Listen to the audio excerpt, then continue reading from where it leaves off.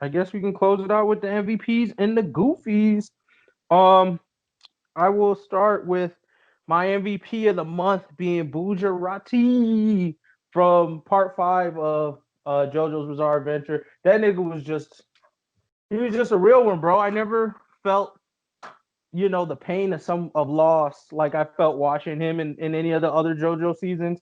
I like the way he commanded his gang. I like the way he ran shit. He was just a cool dude. I mean, he had a little weirdness to his swag, but that's JoJo's for you. So I'm gonna all start the things rocking weird. that same swag, bro. I'm coming through with the heart cut out, nigga. The Like heart big cut out drip, in the chest. big Fucking drip, weird. bro. I'm coming through. Heart cut out in the chest. Hella zippers on everything. They don't even zip shit up, bro. They just there. But yeah, shout out to Sticky Fingers. I fucked with what they were able to do with him on Bujarati as a character. As far as Goofy goes, this one is gonna be a tough one to find because I partially, I wouldn't give it particularly to Huey, but I kind of want to.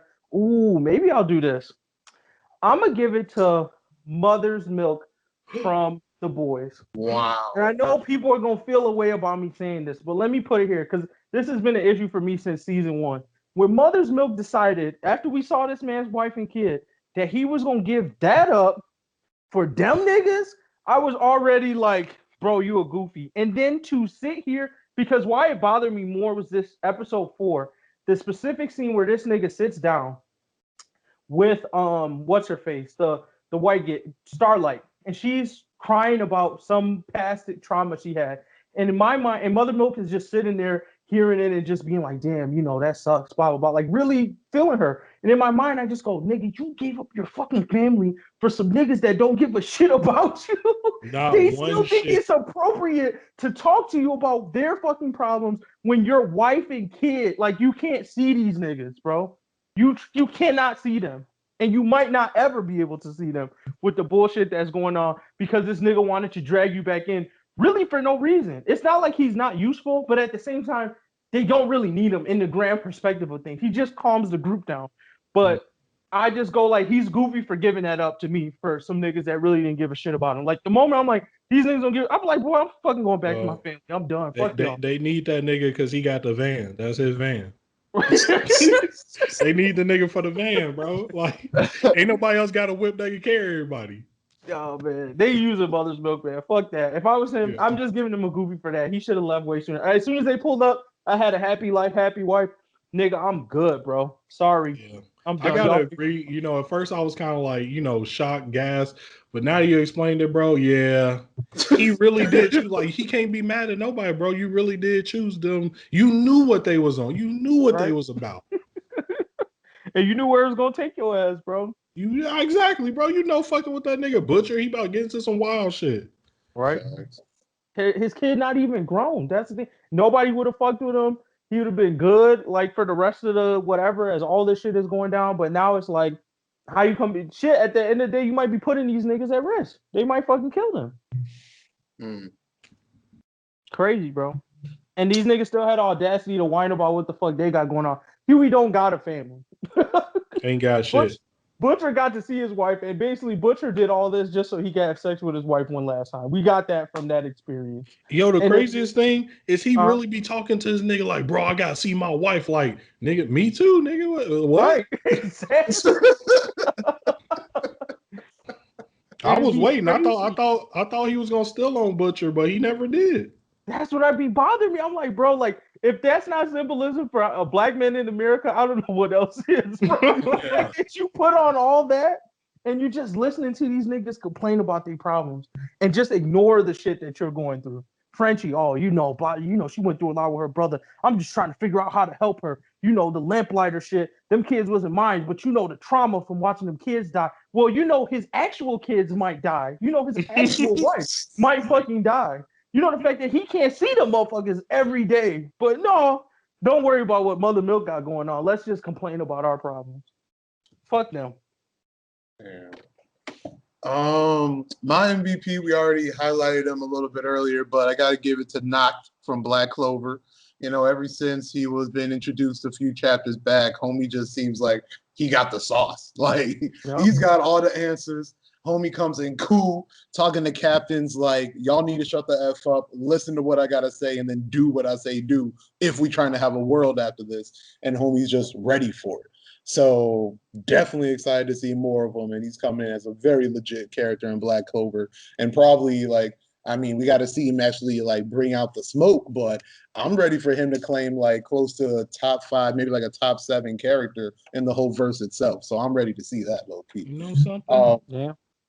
I mean, if you really think about it, like homie's got to be up there. So I'm gonna say something about this nigga Nacht. I think, hear me out. I think he might turn on niggas, and I'm gonna say I have no in-story reasoning.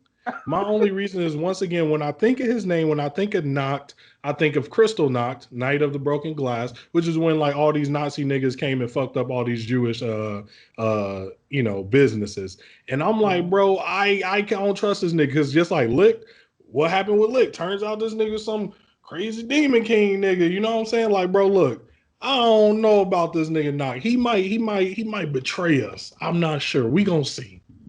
I mean, okay, you know what? All right, I could see how. Okay, you know what? Let me just stop. I can see it. I can see it, to be real. I can see it. The only thing is that like I'm curious more of, I guess, how he's gonna use them, because right now it just seems like he's being a complete assist. You know what I mean? Like, I guess I'm more curious about like what does he have to gain by banging with the Black Clover King? What I would think is that potentially the 3 niggas, if I'm going along with this theory, the 3 niggas are not strong enough to beat all the demons in the chain. And basically by getting the Clover Kingdom's help, they could, like, those powers together will kind of like, basically he's getting the Clover Kingdom to do the hard work for them. Because I feel like maybe a part of the plan is like, you got to beat all those demons that get released at each tree, at each tier of the tree. And basically, if the 3 strongest niggas are spending their time fighting these demons, maybe they won't have enough strength at the end to deal with the big baddie. You feel what I'm saying? So maybe if that's the way, that would be what I think he's using them for. Is basically so that they can fight all the demons for them. And then they did it. Low key, I'd be kind of disappointed with that, for the simple fact that they kind of played to that like villain scheme aspect in the first like season arc. I would kind of be disappointed with that, actually. So that's a little sad to think about around. Damn, you just kind of bummed me out. Thanks, Player 5. All right, so for Goofy, I gotta give it to Denji in Chainsaw Man. Yeah. Like, when you read this most previous chapter and find out how OP Chainsaw Man is, it's like, bro, you just kind of like gave up. You trash, bro. I'm talking about like the actual, not like the demon Chainsaw Man, but Denji the person. I gotta give you Goofy. Like, you just straight up said, feeling too sad, feeling too depressed. Like, first off, let me pause. Not trying to bang on anybody, you know, that's suffering through those illnesses and like those afflictions. My heart goes out to you, but to just completely give yourself to this person with like no kind of boundary, with no kind of like, I guess, foresight and thinking at all. And then as soon as like you just straight murder like your best friend under like the person who you just gave yourself to, and you see how merciless and cold-blooded she is, that homegirl didn't flinch, straight bodied her and kept going to sip some tea with her dogs. I mean, like, bro, like that didn't hit you at all like that? I mean, and then the fact that she also tried to make him feel like he was shitty for killing the dad that abused the shit out of him. Like, that part, she was like, you deserve all this because your daddy beat the shit out of you and you killed him, motherfucker. I was like, what the fuck, bitch? Like, you ain't never getting me with that logic. What the hell? Yeah, no, that was redonkulous. And then to find out that it's like, I mean, we all knew low-key that Chainsaw Man was legit, but now finding out that he's literally the boogeyman of demons. It's Jesus Christ, bro. Like, you way too OP to just be able to give yourself up like that. Like, it's just sad. So I got to give him big Goofy status. Because, I mean, homie literally just slapped, the Hell Devil, which is literally hell. Like, you beat the demon that represents hell. Yep. What? And then going along the fact that every demon that actually was chilling in hell, you beat too, and you just come back unscathed. And you basically wipe them from existence. Right. As you like kill or that logic, does that mean now no one even thinks about or can't even remember the concept of hell, that's Right. ridiculous. Like, that's so effing ridiculous, dude. And it's just like, bro, what are you doing? Like, fuck. So yeah, mad goofy status to that. But actually, now that I talk about it, I'm gonna give like an honorable mention MVP to just Chainsaw Man the Demon in the first place. Because that motherfucker cold. Like, Hey, bro, does that mean it goes to Puchita? Because I'm wondering, like, Puchita, you was that broken this whole fucking time, my guy? Yeah, I didn't even think about it like that. Yeah, no, those are facts. All right, so MVP's a Pachita. Yeah, like Denji not getting any of that clout because that's Right. him. Oh wow. Okay. So for my MVP, I'm going with Deku. It's just that, we almost 300 chapters in, since chapter 1, we really just been waiting for that moment for Deku to kind of be on the center stage, save everybody, announce himself. And although he didn't say I am here, which I don't think he ever should, he really did just save like every top 10 hero. Like he just saved like 4 out of the 10 top 10 heroes, like all his classmates, all these niggas. He just saved all these niggas' lives in one moment without hesitation, and then is about to steal on the big bad. Even if nothing happens from here, that moment is in everybody's head, right? Deku just did that, and I want to give him props. 3 quirks at once, that's hard. I'm gonna let you finish, but I just want to put one comment out there, which is that I don't care how dope Deku gets, All Might will still sue a nigga for taking his goddamn line, bro. That's why that nigga didn't say that. All Might will still, I don't care if you're my mentee or what, nigga, I will still sue your ass for copyright infringement if you take on. You know how many fucking toys I sold with that fucking name on it, nigga? Hell no. What if that was like an actual arc? Like Deku finally says, I am here, but then All Might's PR team is suing the shit out of him. Sue the fuck out that nigga, bro. And All Might don't own his own likeness. So whatever company owns that nigga likeness, hell fucking no. You know how much money we make off the term I am here, nigga? That's the #1 selling ringtone in 8 different countries, nigga. Right. You ain't just saying that shit. You better run me my check, Deku. What? Hey, that's why that nigga in Denver he said just watch me. He wasn't trying to catch that lawsuit. He trying to flip it around. It's like flipping the Nike around, just the just do it to just like I do things. I do it. Just did it. Hey, bro, he a sue they will sue that nigga, bro. They will sue him. They said they don't care about the chaos that's going on in the world. We still got niggas listening, bro. We still heard that. On my goofy JoJo season 5. Oh my god. The whole season. Don't get me wrong.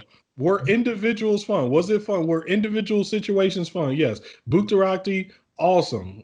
Cool guy. I'm copping his fit. When I get married, bro, I'm gonna have a heart cut out in my shit, bro. Like, I'm copying the fit. I'm even copying the bowl cut, bro. Like, wow. What about the Japanese Italian alliterations, like the Arriva Dirt? Like that shit was hard, bro. I feel you. But I gotta give it a goofy because I gotta blame the community on this. It was well overhyped. It was hyped into like a class 1 anime when it's really sitting around like high class 3, maybe 2. Like it's good. You should watch it, but niggas definitely was goating it, and I'm disappointed in niggas that goated it because now y'all subverted my expectations. Damn. Look, I'm gonna put this out there, not related to JoJo's, but related to JoJo's. I think maybe either as a separate video or in the next podcast, we have to sit down and really talk about toxic anime fan bases. Like, we really got to break these things now because there's a lot of them out there, and I feel like we can save a lot of people from going into anime into the wrong way if they just understand that the fan base for this shit is toxic. Because I think sometimes you can. That's what I'm saying. Sometimes you can appreciate a show better if the fan base doesn't ruin it for you.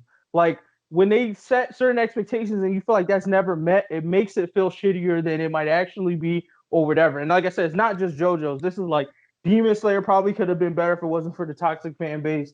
You know what I'm talking about. Dragon Ball Z keeps people from watching it because the fan base is so goddamn toxic. Dragon Ball Z keep niggas out of anime, bro. Like, right. Those are fans.